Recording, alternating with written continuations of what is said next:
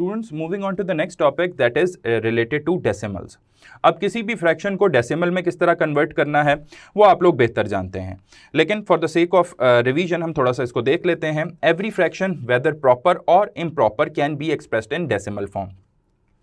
कोई भी फ्रैक्शन हो जो कि प्रॉपर हो या इम्प्रॉपर हो वो डेसिमल फॉर्म में रिप्रेजेंट की जा सकती है। For example 5/8 equal to 0.625। Simply क्या करना है, 5 को एज ए डिविडेंड रखना है, 8 पे डिवाइड कर देना है, और जब आपके पास जो डिविडेंड है वो लेस देन हो जाता है डिवाइजर से तो हम पॉइंट से स्टार्ट करते हैं और इसी तरीके से 0.625 आंसर आ जाएगा।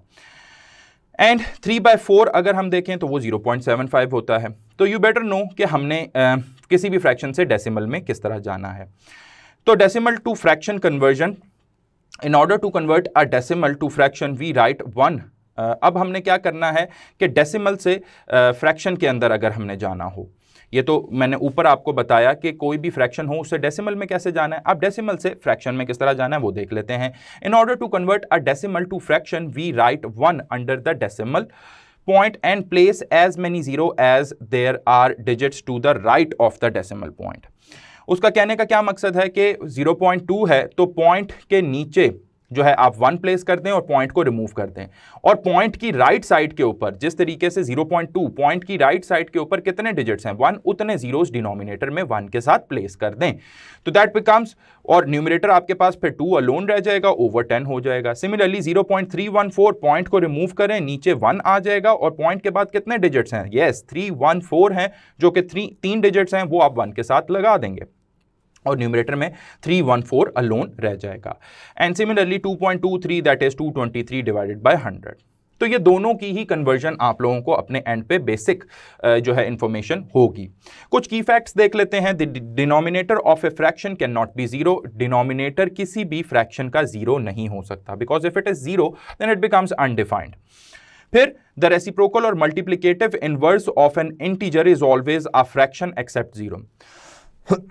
उसका कहने का क्या मकसद है, या तो रेसिप्रोकल या फिर मल्टीप्लिकेटिव इनवर्स किसी भी इंटीजर का वो ऑलवेज क्या होगा, एक फ्रैक्शन फॉर्म में ही होगा, लेकिन उसके अंदर जीरो नहीं शामिल होना चाहिए। फॉर एग्जाम्पल कोई भी इंटीजर मैं कंसिडर कर लेता हूं, 2 कंसिडर कर लेता हूं, इसका मल्टीप्लिकेटिव इनवर्स 1/2 या इसका रेसिप्रोकल 1/2 बन जाएगा। तो वो आपको यही कह रहा है कि इंटीजर में जीरो शामिल नहीं करना, क्योंकि जीरो का अगर मल्टीप्लिकेटिव इनवर्स देखते हैं तो 1/0 विच इज अ मीनिंगलेस और अनडिफाइंड थिंग। तो उसने यही कहा कि किसी भी इंटीजर का जो मल्टीप्लिकेटिव इनवर्स या रेसिप्रोकल है वो हमेशा क्या होगा, फ्रैक्शन फॉर्म में होगा, सिवाय जीरो के। डेसिमल से रिलेटेड कुछ क्वेश्चंस डिस्कस कर लेते हैं स्टूडेंट्स, इंपॉर्टेंट हैं। वो कह रहा है if a is equal to 0.78, अगर a आपके पास 0.78 है then which one of the following is lowest. तो दिए गए ऑप्शंस में लोएस्ट वैल्यू किसकी होगी। इससे रिलेटेड पहले भी एक क्वेश्चन हमने नंबर्स में डिस्कस किया था। मैंने आपको ये बताया था 0 से 1 की रेंज के दरमियान में अगर कोई भी नंबर आ रहा हो विच इज 0.78 तो उसका ही अगर आप क्या करेंगे, स्क्वायर कर लेते हैं तो वो क्या होगा, उस a से भी और कम हो जाएगा। तो अगर हम अल्फा ऑप्शन की बात करें तो a स्क्वायर आपके पास a से भी कम वैल्यू शो करेगा, यानी लेस देन 0.78 इसकी लाजमी वैल्यू होगी। A which of the following is the lowest, तो ए अपने आप से ही तो लोवेस्ट नहीं हो सकता, तो बीटा आपके पास राइट आंसर नहीं है। लुक्स लाइक कि मेरे पास अल्फा मेरा राइट आंसर बन रहा है, बीटा राइट आंसर कभी भी नहीं बनेगा। स्क्वायर रूट ए, ये भी मैंने आपको बताया था कि ये 0.78 जो ए की वैल्यू है, अगर आप इसी का स्क्वायर रूट ले लेते हैं तो ये ए से भी बढ़ जाएगा। तो चार्ली भी इसका राइट आंसर नहीं है, because we are looking after the lowest term.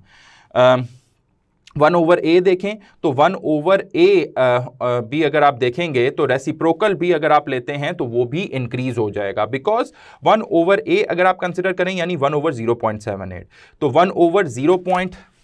1/0.78 means कि 1/78/100 है, क्योंकि पॉइंट को रिमूव कर दिया तो 100 आ गया, और विच इन अदर वर्ड्स ये उलट जाएगा तो 100/78 हो जाएगा। और देन अगेन ये भी आपके पास किससे, a से एटलीस्ट ज्यादा ही होगा।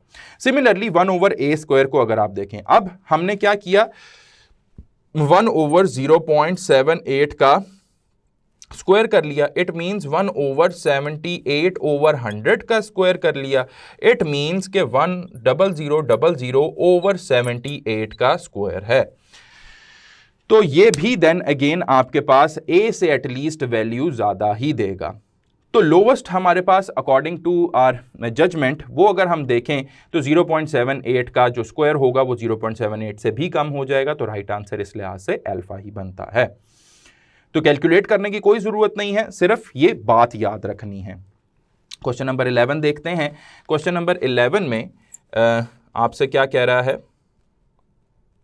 let's see, if a 43.65 into 8.79, let me write it, 43.65 into 8.79 whole divided by x equal to 0.4365 यहां पे आ गया, और ये मल्टीप्लाई हो रहा है किससे, 87.9 से, ये मल्टीप्लाई हो रहा है। ठीक है, मैंने नीचे लिख दिया।